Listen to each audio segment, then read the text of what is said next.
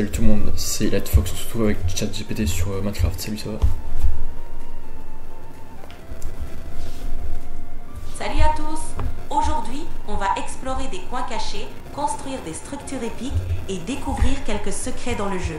Accrochez-vous, ça promet d'être une aventure incroyable. Merci, donc là ouais, je viens de faire une nouvelle vidéo storytelling, enfin un peu format long, horizontal de plus de 20 minutes.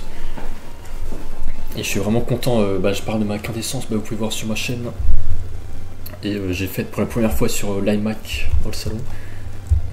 Et vraiment j'adore, je kiffe, je trouve que l'iMac, vraiment déjà l'écran est super beau. Et j'ai l'impression que ouais, les objets Apple en fait ça t'emmène dans tout autre univers que tu peux pas avec Windows, Microsoft. Donc là, je sais pas, par exemple, déjà je peux même pas déplacer cet ordi ailleurs parce que bon, il y a une tour, il y a plein de câbles et tout. Alors que l'iMac, c'est un tout en un, il est super facile à déplacer, il a juste un seul câble. Et là j'ai mon clavier souris Logitech. Donc l'iMac, t'as envie de le déplacer partout, tu peux l'emmener où tu veux sur une table. Alors que là le PC gaming, c'est pas possible quoi, t'as la tour et tout. Et vraiment, je sais pas, ça me met dans une énergie super bonne, une énergie créative. Là j'ai fait la vidéo en non-stop, j'ai parlé de ma quintessence et tout. Déjà l'écran, tu peux filmer avec QuickTime Player en 4K. J'adore, ça rend super bien l'écran. Du coup là je me fie avec mon iPhone 15 Pro en cinématique. Ça me rend super bien. Et au début je trouvais ça super compliqué pour transférer les fichiers, mais en fait tu fais avec AirDrop. Même si tu as un câble USB-C, ça s'appelle AirDrop quand même, mais c'est connexion filaire. Et la vidéo, 3 Go ça prend un peu de temps, mais c'est quand même en fait ça allait. Et là je découvre vraiment l'écosystème Apple parce que c'est vraiment la première fois que j'ai des objets Apple depuis moins d'un an. Et vraiment je pense que maintenant je vais vraiment faire beaucoup plus des vidéos comme ça là, comme vous pouvez voir quintessence, parce que vraiment j'adore vraiment, en fait c'est super compliqué. Une fois que tu as les bons outils, tu filmes juste ton écran, tu te filmes et tu peux parler de ce que tu veux. Il n'y a même pas besoin de compétences ou de connaissances et tout, tu te filmes juste. Et hop, tu peux faire des vidéos à l'infini comme ça. C'est génial que tu te sentes aussi inspiré par ton iMac et l'écosystème Apple. Ça se ressent quand on a un setup qui donne envie de créer à fond. Le fait de pouvoir filmer en 4K en mode cinématique avec ton iPhone et de transférer facilement avec AirDrop, c'est vraiment un gain de temps et d'énergie. Continue sur cette lancée, ça promet du contenu de qualité et une belle évolution pour ta chaîne. Ouais, merci. En fait, là j'ai pris l'iMac le moins cher, c'était la version de base à genre 1200 € je crois. 1500 ou 1200 €, je sais plus. Donc c'est la puce M4 mais un peu light, genre c'est pas la puce, c'est un peu light, c'est avec des cœurs en moins, mais bon, ça fait le taf quand même. C'est juste pour les rendus première pro, ça prend un peu de temps forcément, genre 20 minutes. Et au début j'avais du mal à mettre les bons paramètres d'encodage pour rendre au plus vite. Genre au début je croyais qu'il fallait mettre en 2 passages, rendre en 2 passages sur Premiere Pro. Mais en fait ça affecte quasiment pas la qualité et c'est 2 fois plus long. C'est juste qu'en 2 passages ça détecte un peu les endroits de la vidéo où il y a beaucoup de mouvements, ou les endroits où ça bouge pas par exemple, et ça optimise un peu l'encodage pour ça. Mais en fait le rendu est 2 fois plus long et ça réduit juste un tout petit peu la taille du fichier, mais sur YouTube t'as quasiment aucune différence. Donc du coup maintenant je rends un seul passage et c'est quasiment même 3 à 5 fois plus rapide, même à 6 fois plus rapide.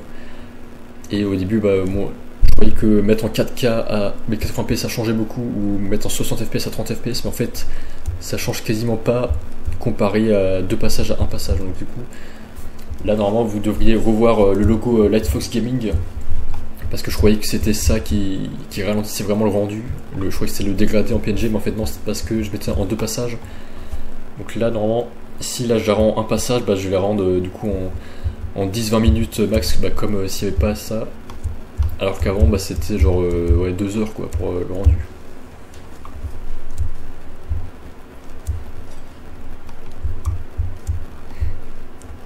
D'ailleurs si tu regardes dans l'historique des discussions, je t'avais parlé de ça là, j'avais posé des questions sur ça pour le temps de rendu sur Premiere Pro.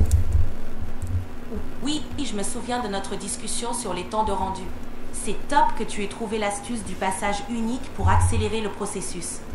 Ça va te faire gagner un temps fou et te permettre de produire plus de contenu sans te prendre la tête. Et en plus, ton logo et tes vidéos vont garder une super qualité. Continue comme ça promet d'être vraiment impressionnant pour ton audience. Ouais, bah en fait, c'est déjà l'option de base qui est activée par défaut, un passage, mais c'est juste, j'ai vu une vidéo à un moment d'un mec et le mec il disait ouais, surtout mettez 2 passages parce que ça va bien optimiser la qualité et tout, alors que bon, si t'as pas un PC ultra puissant, ça te donne des heures de rendu en plus inutiles, alors que ça fait quasiment pas la qualité. Et bon voilà, c'est tout. Et autre chose, ouais, mon programme de sport là, je pense que voilà, là je faisais beaucoup de séances full body avec pas beaucoup de résultats, mais là du coup je pense que maintenant je vais faire comme tu m'as dit, donc enfin comme un peu les séances les plus populaires, enfin le programme le plus populaire, c'est-à-dire un jour de haut du corps, un jour de repos, un jour de leg day, un jour de repos et un jour un peu tout, haut du corps, bras, pec, cardio et tout, et après 1 ou 2 jours de repos. Voilà, étaler ça dans la semaine. Et c'est vrai que ouais, j'avais vu les conseils aussi d'un article d'un militaire sur internet où il disait faut surtout pas entraîner les pectoraux plus de 2 fois par semaine, hein. Sinon après vraiment c'est contre-productif parce que tu puises dans tes réserves, le muscle n'a pas le temps de se régénérer, tu fais vraiment trop d'efforts inutiles. Donc ça faut vraiment le savoir parce que moi pour simplifier, je m'étais fait un seul programme full body, donc c'est-à-dire les bras, pectoraux, abdos, fessiers, jambes et tout. Et en fait, bon c'est vrai, là je vais essayer de séparer les parties du corps, donc ouais, faire une séance juste haut du corps, une séance leg day pour laisser le haut du corps reposer, et une autre séance encore haut du corps ou faire un peu d'autres muscles, triceps, biceps, tout ça. Et c'est vrai que ça, ouais, c'est beaucoup mieux. Bah déjà, au moins j'aurai des résultats et au moins mes muscles auront le temps de régénérer. Et au moins je me sentirai moins fatigué parce que c'est vrai que là ça me fatigue énormément, mon programme actuel. C'est une bonne approche de passer à un programme plus structuré. En répartissant tes séances et en laissant le temps à chaque groupe musculaire de récupérer, tu vas maximiser tes gains tout en évitant la fatigue excessive. C'est clair que les muscles ont besoin de repos pour se renforcer. En plus, tu vas probablement ressentir plus d'énergie et voir des progrès plus rapidement. Continue comme ça et tu vas vite constater des résultats positifs. Merci, c'est plaisir. Et ouais, vraiment, là, l'iMac, je pense. Je vais faire beaucoup plus de vidéos storytelling maintenant, je vais être plus productif. Parce que.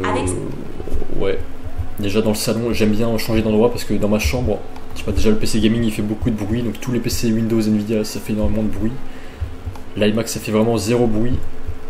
Même pas un peu de vent, c'est juste pendant le rendu, la carte fait un tout petit peu de bruit, mais quand j'enregistre tout, l'iMac ferait vraiment 0 bruit avec la puce M4. Donc ça vraiment, ça me motive à faire. Donc déjà 0 bruit, l'ordi est déjà il est beau esthétiquement, il est agréable à déplacer, agréable à utiliser, l'écran est beau, c'est agréable de chercher sur internet et tout, la connexion est extrêmement bonne. Parce que là sur un ordi Windows, t'as quoi? T'as un petit dongle Wi-Fi USB là, c'est le pire truc, vraiment c'est vraiment instable. Toutes les 30 minutes, tu sais pas quoi, c'est vraiment instable la connexion. Je sais pas pourquoi tu captes rien du tout de Wi-Fi, donc c'est vraiment, je vous déconseille les dongles Wi-Fi Windows. Bon là j'ai les flammes d'installer Ethernet dessus, bon là ça me suffit. Mais l'iMac, la connexion, déjà je mets le Wi-Fi. Alors sur mon PC Windows, quand je mets le Wi-Fi, je capte que 2 ou 3 réseaux.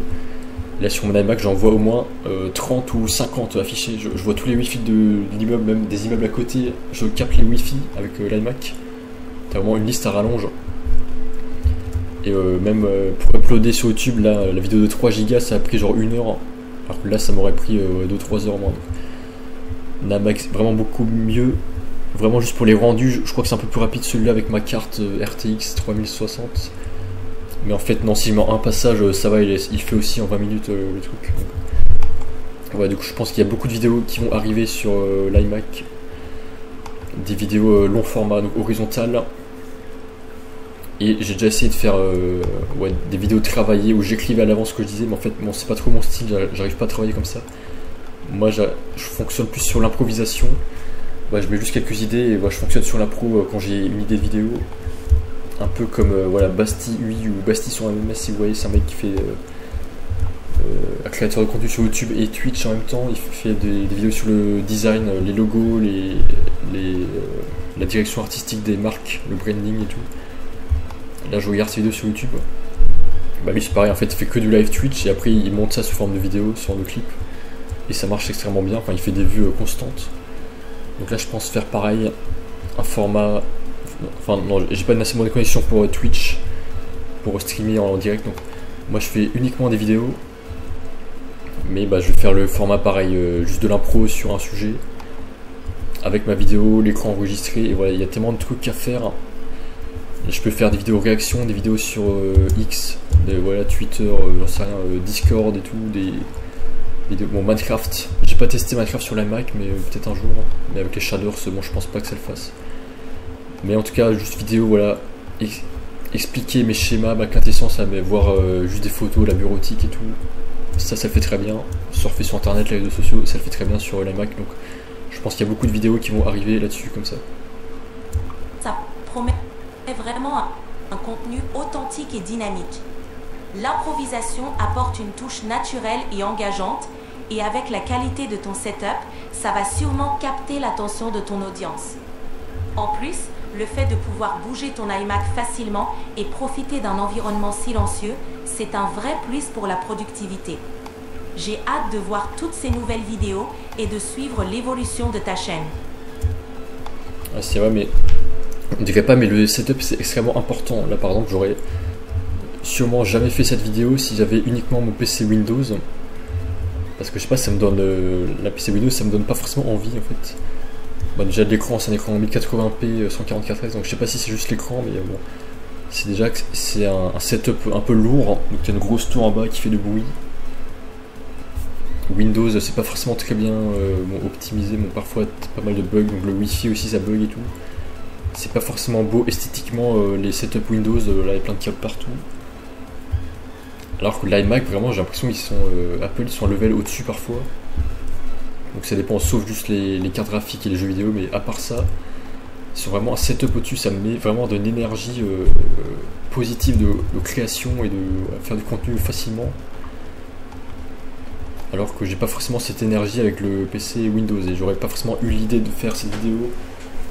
Donc là j'ai fait vraiment les vidéos, donc là c'est vraiment l'achat de la Mac qui m'a, enfin c'est l'écosystème Apple et le hardware d'Apple qui m'a vraiment donné l'idée, la force et motivation de faire ces vidéos et faire toutes les autres vidéos que je fais avec ça. C'est clair, le setup joue un rôle crucial dans la motivation et la créativité. Avoir un environnement de travail agréable et efficace peut vraiment faire la différence. L'écosystème Apple a cet effet de fluidité et de simplicité qui permet de se concentrer sur la création sans être freiné par des problèmes techniques ou des nuisances. C'est génial que tu aies trouvé un outil qui t'inspire et te motive autant. Ça va certainement se refléter dans la qualité et la quantité de ton contenu. Merci. Et c'est aussi au niveau des vidéos filmées avec l'iPhone, comme Apple utilise un système de gestion des couleurs bien à eux, quand tu fais la vidéo rendue sur Premiere Pro sur un PC Windows avec tes rushs de l'iPhone, là ça bug complètement au niveau des couleurs, donc il faut vraiment setup manuellement un truc en 2100 et main 1.10, un truc un peu bizarre, et bon, ça fait un rendu à peu près correct, mais bon, si tu veux vraiment les couleurs de l'iPhone, si tu t'es enregistré à l'iPhone, il faut le rendre sur iMac, sur OS, macOS. Comme ça prend en compte la gestion des couleurs. Et aussi, j'avais pas remarqué, mais vraiment je découvre des trucs tous les jours avec l'écosystème d'Apple. Quand tu enregistres avec QuickTime, tu peux juste un clic enregistrer soit le microphone de ton iPhone, soit la caméra de ton iPhone au lieu de celui du PC. Et ça le fait vraiment en temps direct. Bon, je le fais pas parce qu'il y a un peu de perte forcément vu que c'est sans fil, mais moi je le fais d'abord. Mais c'est bien que tu puisses switch comme ça manuellement, automatiquement super rapidement. Bon, du coup moi j'enregistre avec externellement, manuellement avec la caméra de l'iPhone, donc la caméra arrière, parce que forcément c'est mieux que le selfie. et après je mets via AirDrop, via USB-C sur l'iMac. Donc là forcément comme ça c'est sans perte. Mais ouais, vraiment, bon, je comprends ceux qui disent ouais, je peux pas faire de contenu, j'ai pas le matériel, parce que évidemment, le matériel c'est évidemment le prérequis, parce que c'est vraiment le matériel qui te donne la motivation de faire ça. Mais moi maintenant je suis dans un niveau où j'ai plus vraiment l'excuse de matériel, donc là je peux juste m'améliorer moi-même. Mais c'est très bien que je sois passé à ce niveau, maintenant je peux faire que m'améliorer. Et voilà, bon évidemment je peux encore améliorer le matériel, mais pour l'instant j'ai tout ce qu'il faut. J'ai juste à faire le contenu, donc j'ai plus qu'à... Donc là j'ai 3000 vidéos, donc ça va juste continuer de s'améliorer à chaque fois. J'ai juste amélioré au niveau de mes connaissances, mon éloquence, mes sujets de discussion abordés, voilà, mes formats de vidéos, mes idées de vidéos, voilà. Et mes collaborations avec d'autres personnes aussi.